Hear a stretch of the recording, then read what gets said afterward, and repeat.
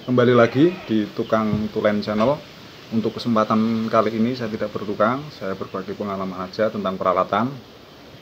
Tapi sebelum saya bercerita atau menyampaikan pengalaman saya tentang pembelian peralatan dan penggunaan peralatan, saya ingin menyampaikan terlebih dahulu bahwa memang video ini saya buat untuk diri saya sendiri, dengan harapan di puluhan tahun yang akan datang adalah menjadi sebuah dokumentasi bentuk video yang memang bisa saya kenang dan menjadi sebuah cerita yang menarik mungkin untuk diri saya sendiri. Intinya seperti itu. Dan di channel ini tidak membuat video di satu bidang, ada banyak bidang di dalam pengerjaan saya yang memang saya jadikan dari menjadi bentuk video. Itu mungkin alasan yang mendasar kenapa saya membuat video nggak di satu bidang, karena memang banyak hal yang saya kerjakan dan itu memang ingin saya dokumentasikan. Intinya seperti itu. Dan mungkin apabila ada sesuatu hal yang bisa diambil baiknya dari channel saya, dan mungkin itu adalah poin plusnya yang memang bisa saya syukuri. Intinya seperti itu. Waktu itu saya membeli table saw modern M608 yang 8 in, unitnya kurang lebih seperti ini. Table saw 8 in modern, table saw 8 in M608. Untuk spesifikasinya ini 220 volt, 1500 watt, RPM-nya 5000. Nanti untuk spesifikasi lebih detail nanti teman-teman bisa browsing sendiri. Cuman ini sudah rusak. Dan ini switch on off-nya juga sudah tak pakai untuk table saw rakitan saya. Nah, ini karena memang ada fitur safety-nya jadi tak gunakan.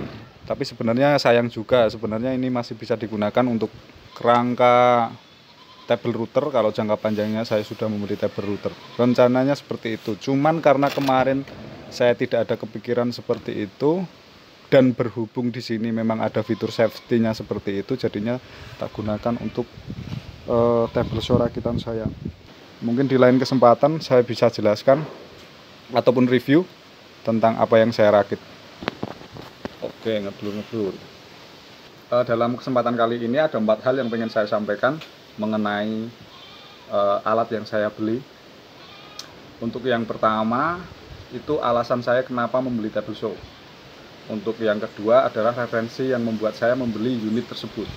Untuk yang ketiga, pengalaman pengaplikasian penggunaan peralatan. Ada meliputi cara kerja dan juga masalah yang timbul setelah saya pemakaian. Dan untuk yang terakhir, kesimpulan. Ada 4 poin yang pengen saya jelaskan yang mudah-mudahan bisa membuat alur cerita saya menjadi lebih tersusun lah, intinya seperti itu.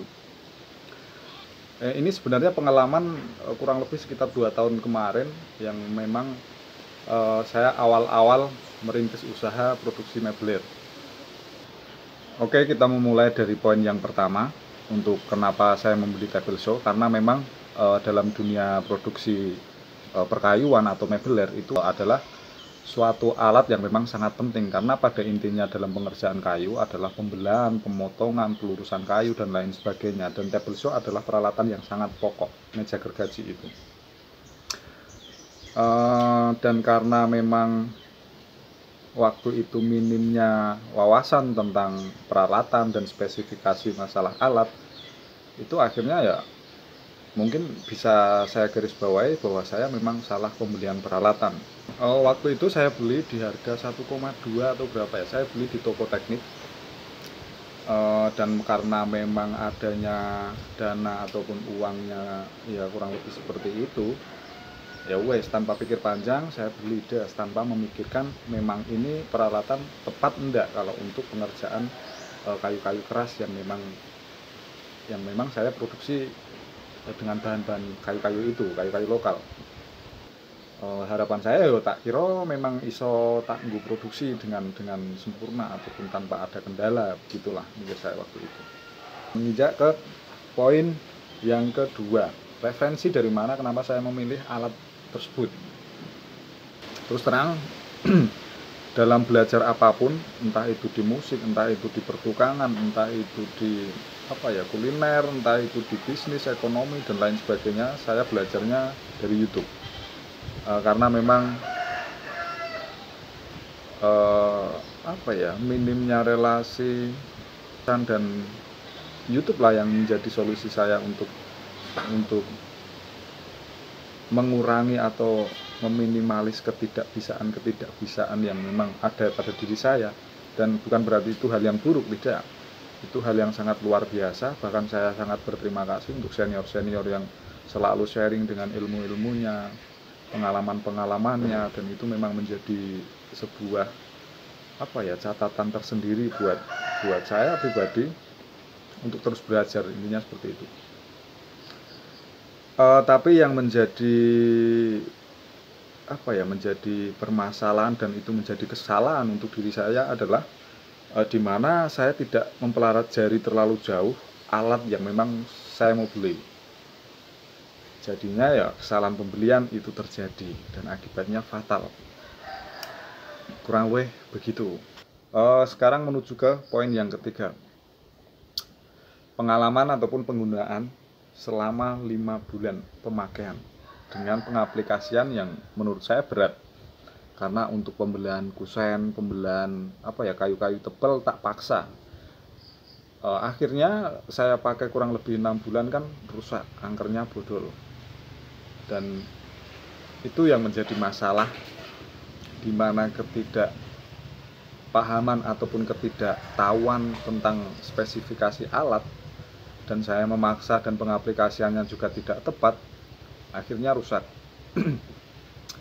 Setelah saya pelajari, table saw untuk jenis ini lebih difungsikan sebenarnya untuk plywood, bukan untuk pengerjaan kayu keras. Bukan berarti ini pengalaman saya sendiri, ada juga teman dari pekerja mebeler juga membeli peralatan yang sama. Bahkan waktu itu saya sudah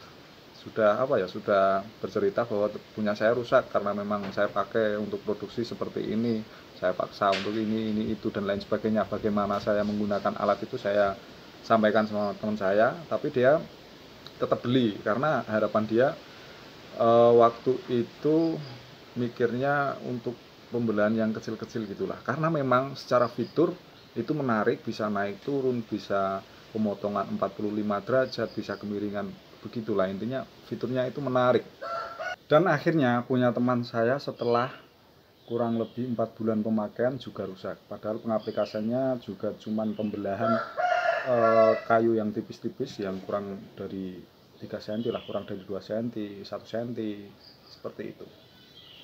Menuju ke poin yang keempat, itu adalah kesimpulan saya bahwa memang unit table saw jenis ini memang tidak cocok untuk pengerjaan kayu-kayu keras. Dan juga kesimpulan yang kedua adalah dimana kita pemula, apabila mau membeli sesuatu berhubungan dengan peralatan kerja, mungkin lebih baiknya kita tanya sama senior-senior yang sudah lama menjalankan bidang itu. Saya rasa itu lebih aman. Dan mungkin itu saja yang bisa saya sampaikan ataupun ceritakan di kesempatan kali ini. Dan mungkin untuk kesempatan-kesempatan yang akan datang saya akan membahas banyak peralatan, baik peralatan yang saya buat dan peralatan yang saya beli, dan setelah pemakaian 3 tahun bagaimana, aman atau tidak, dan lain sebagainya. Mungkin itu saja, dan mudah-mudahan ada sisi baik yang bisa diambil, dan sampai bertemu di video selanjutnya.